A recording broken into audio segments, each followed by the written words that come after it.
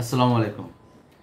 আশা করি সকলে ভালো আছেন এবং আজকের বাজারের যে আম, ছন্দটা আপনারা দেখেছেন, আমি আশা করি যে আপনারা কিছুটা হলো মানসিক স্বস্তি পাচ্ছেন।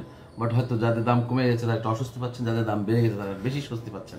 তো ধৈর্য ধরে আমার আজকে ভিডিও আলোচনা একটু শুনবেন। আমি আজকে এখন আলোচনা করব মীর আক্তার, এটা একটা এই ক্যাটাগরি শেয়ার, এবং ইউনিক হোচাল একটা এই ক্যাটাগরি শেয়ার। সো একটু মনোযোগ দিয়ে শুনবেন। সময় 5 থেকে 7 মিনিট লাগবে, টেনে দেখবেন না, তাহলে কথাগুলো বুঝবেন না। কারণ এখানে শুধু আপনারা এই তথ্য নিতে আসেন নাই, এখানে আপনারা অনেকটা বোঝার জন্য এসেছেন, ঠিক আছে? এবং গুরুত্বপূর্ণ বিষয় হচ্ছে যে প্রত্যেকটি কথাই কিন্তু লিঙ্কড, একটার সাথে আরেকটার সাথে সম্পৃক্ত আছে। সো একটু সময় নিয়ে মনোযোগ করে দেখবেন, আমার অনুরোধ রইল। সো মীর আক্তার আছে ক্লোজিং প্রাইস 32 টাকা 80, কিন্তু মীর আক্তার নেগেটিভ হয়েছে, 1 টাকা কমে গেছে মীর আক্তার। ফ্যাক্ট হচ্ছে, আমি কোথায় এসে কথা বলছি সেটা আপনার জানার জন্য, ঠিক আছে? আজকে হাত বদল হয়েছে প্রায় 10,59,000 প্লাস, এবং লাস্ট 52 উইক্সে এর সর্বনিম্ন দাম ছিল 28 টাকা 40 পয়সা এবং সর্বোচ্চ ছিল 51 টাকা 40 পয়সা। ওকে, আজকে এক বছরে এর -35% নেগেটিভ আছে। ডিরেক্টরশিপ আছে 48.58%, ইনস্টিটিউট আছে 5.48%, পাবলিক আছে 45.94%। ওকে, নেট অ্যাসেট ভ্যালু পার শেয়ারে আছে আপনার 50 টাকা 79 পয়সা ডিসেম্বর 2024, এবং যেটা 2024 সালে ছিল এটা, এবং 50 টাকা 99 পয়সা ছিল 2023 সালে। এটা 10% ডিভিডেন্ড দিয়েছে, ক্যাশ ডিভিডেন্ড দিয়েছে 10%, এবং ইপিএস এসেছে 52 পয়সা অক্টোবর ডিসেম্বর 2024-এ, যেখানে 2023 ছিল 52 পয়সা। ওকে, প্রশ্নটা হচ্ছে তাহলে এই সর্বনিম্ন এবং সর্বোচ্চ দামের যে ফ্যাক্টর জায়গা রয়েছে এখন 32 টাকা, that means very close to lowest price, very close to lowest price. Mir Akhtar একটা এই ক্যাটাগরি শেয়ার, এখানে 10% ক্যাশ ডিভিডেন্ড দিয়েছে। এখন আমরা ভয় পাচ্ছি কেন? এই যে প্রাইসের ডিফারেন্স, তার মানে কি এক বছরে এর প্রাইসের ডিফারেন্স কত? 30 টাকা, প্রায় 20 টাকার বেশি, 22 টাকা 23 টাকা একটা শেয়ারে। এই এই এই ডিফারেন্সটা তৈরি করেছে কারা? এই ডিফারেন্সটা তৈরি করেছে আমরা। আর এই ডিফারেন্স তৈরি করতে এই কোম্পানিগুলোর পক্ষে মদত দিয়েছে কারা? এই অনলাইন পোর্টাল, বিভিন্ন ফেক নিউজ, বিভিন্ন পরিচালনা পর্ষদের অবহেলা, দায়িত্ব, বিভিন্ন রকম চংবং নিউজ, ঠিক আছে, যারা এই সর্বনিম্ন সর্বোচ্চর মধ্যে গল্পগুলো তৈরি করে ফেলে দেয়। এখন আমরা অনেক বিনিয়োগকারী রয়েছে, আমরা যারা বিভিন্ন ফোন করে, হ্যালো করে, ব্রোকার হাউসের তথ্য নিয়ে আমরা কিনি, আমরা কিন্তু এই সর্বনিম্ন নিয়ে আসার জন্য দায়ী, সর্বোচ্চ নিয়ে আসার জন্য দায়ী হচ্ছে আবার আরেক শ্রেণী আছে, যারা হাইপ নিউজ দিয়ে, একটা অস্থির একটা নিউজ দিয়ে আপনাকে প্যাঙ্ক করে দিয়ে আপনি কিনে নিবে, কিনে নিয়ে টানা কিছুদিন দাম বাড়ায় দিবে, আপনাকে অস্থির করে দিবে। দেওয়ার পর এই যে যারা সারা বছর কালেকশন করে রাখে, 1 বছর 6 মাস 3 মাস 4 মাস 5 মাস 6 মাস ধরে কালেকশন করলো, তারা কিন্তু একটা নিউজ, মানে রিলেটেড নিউজ দিবে, যে নিউজের মানে আমার শরীর খুব খারাপ লাগতেছে। কি খারাপ লাগতেছে আমি কিন্তু স্পেসিফিক করলাম না।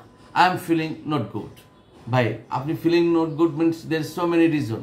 আপনার এখানে আপনার স্টোমাচ প্রবলেম হতে পারে, ইউ ফিল ফিভার হতে পারে, হেডেক হতে পারে, আপনার স্নিজিং হতে পারে, আপনার পেইন হতে পারে, আপনি গতকাল দৌড়াইছেন তার জন্য মাসল পেইন হতে পারে, সো মেনি রিজন থাকতে পারে আপনার নট ফিলিং গুড, ঠিক আছে না? যে আমি বলছি আমার ভালো লাগছে না, এখানে অনেক রিজন থাকতে পারে। But more of the story কি, আপনি অস্থির হয়ে গেছেন, হ্যাঁ এই রোগী তো মারা যাবে, আপনি ধরে নিলেন কি আমি এখন মারা যাবো, তাই না? কিন্তু না, আমি তো অসুস্থ ফিল করছি ইন সার্টেন রিজনের জন্য। আমার শরীর ব্যথা করছে, গতকাল আমি দৌড়াইছি, এক্সারসাইজ করছি, ওভার এক্সারসাইজ হয়েছে হয়তো, কিংবা ওভার রানিং হয়েছে, ওভার জাম্পিং হয়েছে, আমার শরীর ব্যথা করছে। ইট ডাজন্ট মিন দ্যাট মানে মারা যাব, মানে আল্লাহ মাফ করুক, মৃত্যু সকলের আসতে পারে, যে কোনো আসতে পারে, উদাহরণের স্বার্থে এই কথাটা বলছি।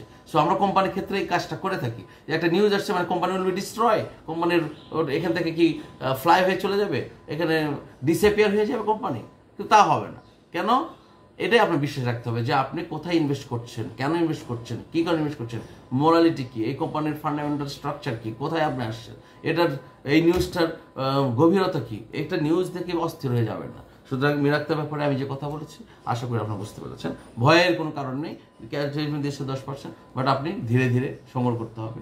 একটা সময় আছে আপনার যখন আপনি যখন টার্গেট প্রফিট অ্যাচিভ করবেন, আপনি প্রফিট নেবেন, বাট সিদ্ধান্ত একটাই, নো প্রফিট নো সেল। আমি অ্যাকচুয়ালি ইউনিক হোটেল নিয়ে অনেকগুলো আপনাদের কাছে রিকোয়েস্ট পেয়েছি, যেমন মিরাক্তরে পেয়েছিলাম। ইউনিক হোটেল নিয়ে একটু কথা বলা, আমি এর আগেও বেশ কয়েকটা ভিডিও করেছি, বিভিন্ন রকম তথ্য দিয়ে বিভিন্ন রকম কথা বলে আপনাদেরকে উদ্বুদ্ধ করার চেষ্টা করেছি। আজকে আপনার ইউনিক হোটেল নেগেটিভ আছে 20 পয়সা, একটা ক্লোজিং প্রাইস হয়েছে 42 টাকা 80 পয়সা, এবং আজকে হাত বদল হচ্ছে 2 লক্ষ প্লাস, 2 লক্ষ সামথিং।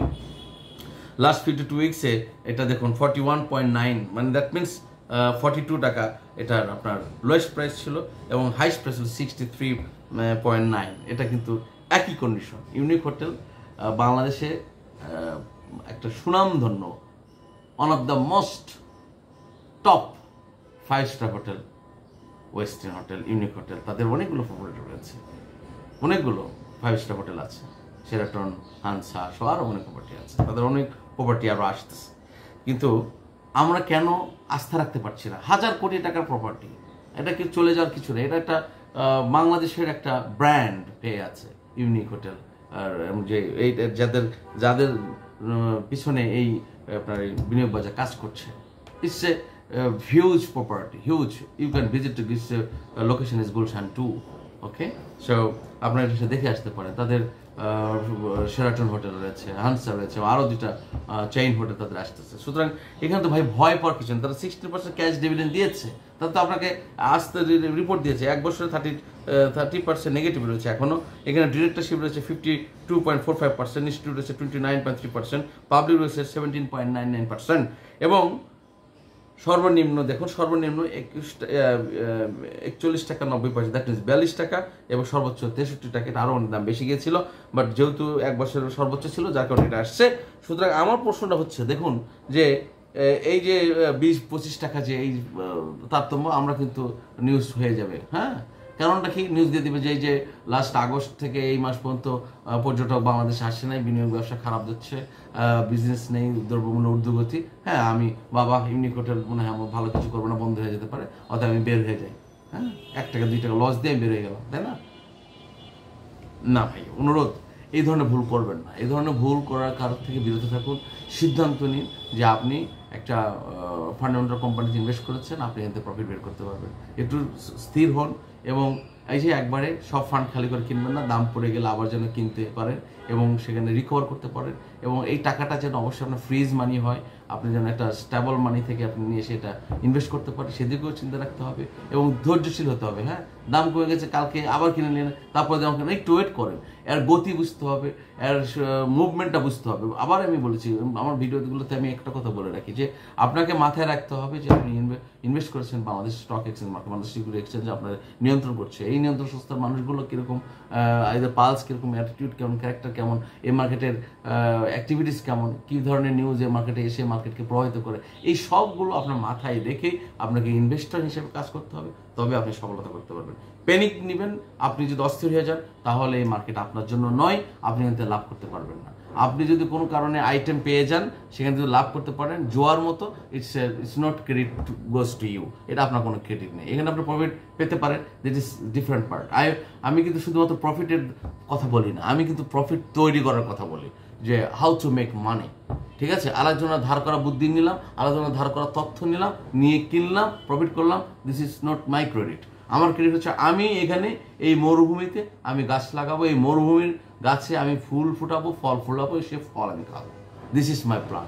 অ্যান্ড আমার আরেকটা উদ্দেশ্য, যেটা সকল বিনিয়োগকারীদের নিয়ে, আপনারা যারা আমার ভিডিও দেখেন সবাইকে একটি স্ট্রাকচারে নিয়ে আসার জন্য, একটা আস্থা তৈরি করা হচ্ছে আমার দ্বিতীয় প্রধান কাজ হচ্ছে এটা। আমাদের পরিবার যখন বড় হবে, ইনশাল্লাহ আমরা আরও ভালো কিছু করতে পারবো। সকলের জন্য শুভকামনা, দেখো ইনশাল্লাহ। আল্লাহ হাফিজ, আসসালামু আলাইকুম রহমতুল্লাহ।